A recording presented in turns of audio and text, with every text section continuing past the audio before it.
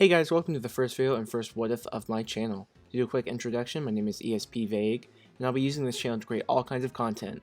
The main stuff I want to post is gaming videos, but I'm also very fond of what if series, so I've decided to make some of my own. If you guys have any feedback, please let me know in the comments below, and without further ado, let's get started, shall we? Oh, and real fast, sorry for any background noises. Hey guys, this is me post-editing. I wanted to address a few things real fast. So yes, I'm reading off a script. Usually I do a lot better. I was just nervous, felt a little awkward. You'll see that near the end I started to warm up a little. Second, the way Shukaku feels and talks to himself is much different than how he lets on. I see his cocky and somewhat goofy personality as a front for how he actually feels, which I might explain later in the series. So if he seems out of character, that's why. Third, ignore the Fillmore watermark. Anyways, now you guys can actually get on with the video. Hope you enjoy. So starting off, I'll need to inform you guys where we are in the timeline and how this all came about. War is still raging on, it's just a little bit before the war ends in fact. The Leaf receives a tip that the Sand Village is planning a massive assault on the Leaf a little after the war officially ends. The third Hokage, who is still in charge at the moment, decides to send out a select few of his Anbu on an intel/capture mission. Their mission is to, of course, gain intel and find out if the rumors are true, and if they find the chance, capture some Sand civilians. Minato hears of this mission and confronts Hiruzen, asking why he didn't just send him. He can set a seal here in the Leaf, go to the Sand, and once he finds some civilians, or even some shinobi to capture, he can be back in a flash. Now Hiruzen has been alive for many years and knows this is a stupid idea. Of course yes, Minato would cut the mission time in half. If the Sand Village sends the yellow flash of the Leaf, they'll most likely think the Leaf is trying to destroy their village, and can request backup from the other villages, and quite possibly result in a 4-village alliance with the sole purpose of destroying the Leaf. I mean, Minato is the fiercest Leaf shinobi, and has made quite the name for himself. Something like this really isn't far-fetched. Plus, Hiruzen knows Minato's child will be born soon, and really wants Minato to be there for his son's birth. It's an important experience after all. So Hiruzen declines, telling Minato his reasons, and Minato agrees. Minato is dedicated to the village, of course, but really doesn't want to miss the birth of his child, and deep down he appreciates Hiruzen for understanding. Hiruzen then sends the Anbu out, telling them this mission must be done ASAP. They'll work in it any day now, they need this information now. The Anbu arrive a day or two later and start looking for information, but not finding what they're looking for. Now as fate would have it, they arrive to the village hours before the Sand Civilian evacuation drills.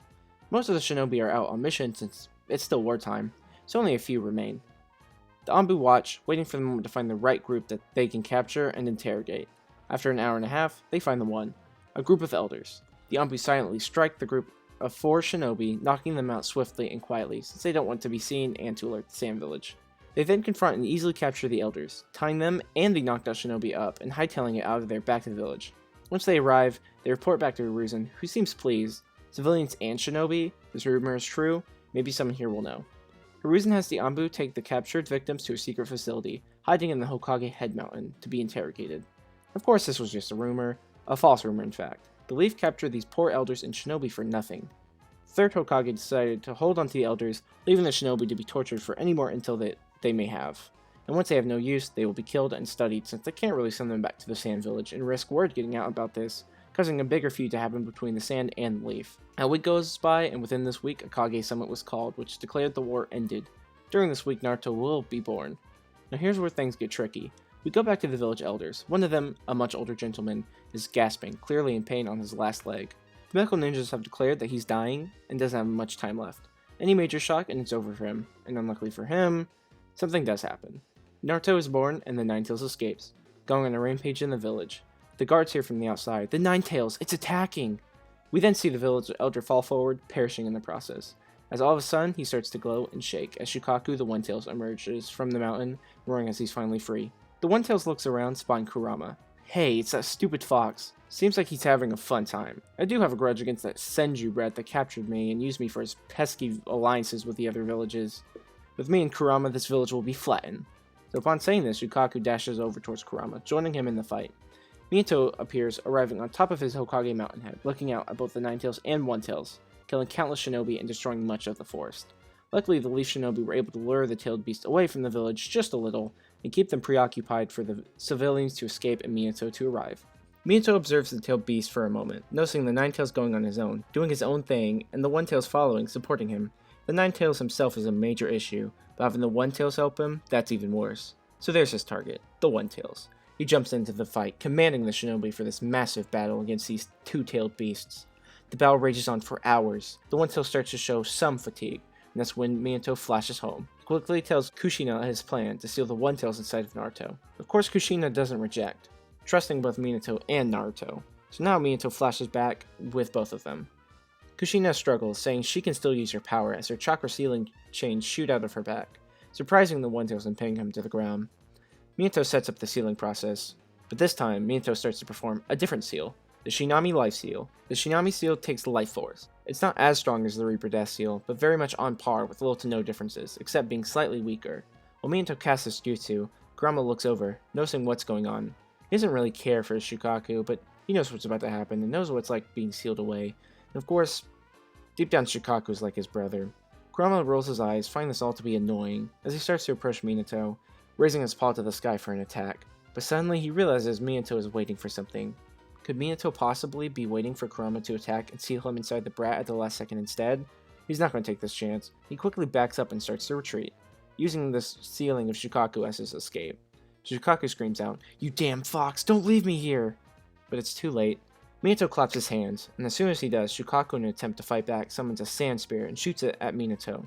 Kushina sees this and jumps in between Minato and Naruto, and just like the original, they sacrifice their lives to save Naruto. Things here proceed like normal, with Shukaku being sealed inside Naruto, and Minato and Kushina being killed. I'm going to change Naruto's appearance slightly. Yes, he had the whiskers before he got the Nine Tails, but I think it would be fun to change things just a little bit. In this alternate timeline, Naruto has the same eye markings underneath his eyelids, just like Shukaku. But it wouldn't be like Shukaku's wrapping all the way around his eyes, just being under his eyelids and swooping down to his cheek. But besides that, he's the same old Naruto. Moving on to the next part, Naruto's life before the Academy remains somewhat the same. When Naruto goes to the playground by himself, instead of playing on the swings, he finds himself drawn to the sandbox. In fact, anytime he sees sand, he can't help but notice it. It's like his brain points it out, but he just ignores this, not finding it important and just considering it a weird thing his brain does. But after noticing it for so long, he starts to turn it into a game. He stands still, staring straight ahead, and attempts to find any sand without moving, enhancing his awareness just a tad at his young age. Of course, the villagers still criticize him and hate on him, except it's a little worse now. A lot of villagers point out his creepy eyes, when really it's not his eyes at all, it's just the markings underneath them. On a daily basis, Naruto will hear himself be called demon, mistake, failure, and even stupid raccoon, which Naruto doesn't even understand. It's not like he digs in the trash or anything, but all these harsh nicknames don't compare to the worst of it. When the villagers tell him he has the eyes of a murderer, it's like Naruto breaks down. What did he do wrong? What did he do to deserve this punishment? Why is he alone and why does no one care for him? Should he just run away? But if he did, he would surely die. Eventually, after a while of all this harsh punishment, when Naruto would try to sleep, it would go smoothly until he hits that stage between sleep and awareness. When he's in this state, he sometimes would hear a voice, and the voice doesn't say anything to him. In fact, never to him, but more so to itself. And sometimes this voice would talk about Naruto. One night after Naruto got into a big fight with another kid, after he called him all sorts of names and wouldn't stop harassing him, the voice said, "Stupid brat." I don't blame him though. And another night, after harsh harassment from all the villagers, the voice said, "Poor kid. Now, I've killed countless, but this is something else. Never seen humans interact this way to another of their kind, and even to a kid." Naruto would eventually start being able to remember more every night. After a while, Naruto could feel something grainy in the air, and he could feel the same grainy feeling but underneath him. In fact, he was laying on it, which doesn't make sense. He knows he's in his bed, so why does he feel like he's not? But that's as far as Naruto really could recall and advance in this sleep-like state, for the time being. As I said, not much changed until he enters the academy. Now, mostly everything about Naruto's academy life would remain the same, until one day in class, Iruka makes a special announcement. "Alright class, I know this is sudden, but Lord Hokage asked for all classes to do this. The other day we were talking about Fuin Jutsu, which is the category all sealing jutsus fall under. Anyone can learn Fuin Jutsu, some are born with a talent for it, or even a special Kekkei of sorts, and they just don't know about it. Lord Hokage asked we test each of you and report back our findings. I'll be coming around the classroom with a special paper seal. Inside the seal is a chakra release paper, which we covered in one of our ninjutsu lessons. This paper seal is very weak. Anyone with any natural born talent or Kekkei can break the seal. If you break the seal, you'll be asked to stay after class for an announcement. Oh, and don't worry, this isn't a test and it won't affect your grade at all." Ruka then starts going around the class, holding the paper up for the students. None of them succeed. Some swear the paper moved a little, or that they just know they can do it, but they were just really fooling themselves. Last but not least, Naruto's turn. It's not clear if Iruka saved Naruto for last, and if so, what purpose, or if things just happened to end up this way. But nonetheless, Naruto holds up his hand to the paper and starts to concentrate. All the other students have already lost interest by now. I mean, it's just Naruto. That loner loser in our class. He's not special at all. There's no way Naruto has some talent to do something like this. But to their and Iruka's surprise, a vortex of sand forms on the paper. If you look on the other side, there's really nothing there, so it's quite the peculiar thing, even when dealing with Fuin Jutsu. Naruto slowly reached inside, grabbing the chakra nature paper, and slowly starts to pull it out, showing Iruka once he succeeded. Iruka and the class are stunned. Naruto just flashes his big goofy smile, chuckling to himself as he says, "See? I told ya, I'm more special than anyone else. That's why I'm gonna be Hokage." After class, Naruto stays behind, minding his own business as he notices 3 other students enter the class. But they're really not important. Of course Naruto has seen them around, since Naruto really is never home, but he's never really taken note of them, so he just goes back to daydreaming about being the Hokage, marrying Sakura, and having Sasuke bound down to him in all of his greatness. About 10 to 15 minutes go by, and Iruka, along with the other instructors, and surprisingly the 3rd Hokage, enter the room. The other 3 students are stunned, and Naruto can't help but be just a little baffled. He was sure this was going to be something stupid. In fact, he probably wouldn't even train in Fuin Jutsu. No Hokage has ever been good at it as far as he knows, so why should he? Hiruzen notices Naruto in the room and gets a little confused until he starts putting the pieces together. A. He's Kushina's son, meaning he has Uzumaki blood, and B. He's the Jinchuriki of the One-Tails, who is proficient in Fuin Jutsu. Hiruzen coughs into his hand, getting back on track and feeling a little awkward as these 4 academy students just gawk at him, with their mouths wide open. Except Naruto's mouth isn't as wide, but that's not important. Sorry for making you wait. I'm sure you're all wondering what you're here for. As your instructors hopefully explain, anyone can learn Fuin Jutsu, but not many really do so, considering it as something to make their ninjutsu stronger. But that's not the case. Fuin Jutsu is strong in its own right. We need more shinobi proficient in using Fuin Jutsu, which is why you 4 are here. If you choose to learn this incredible category of jutsu, you'll be trained by an instructor.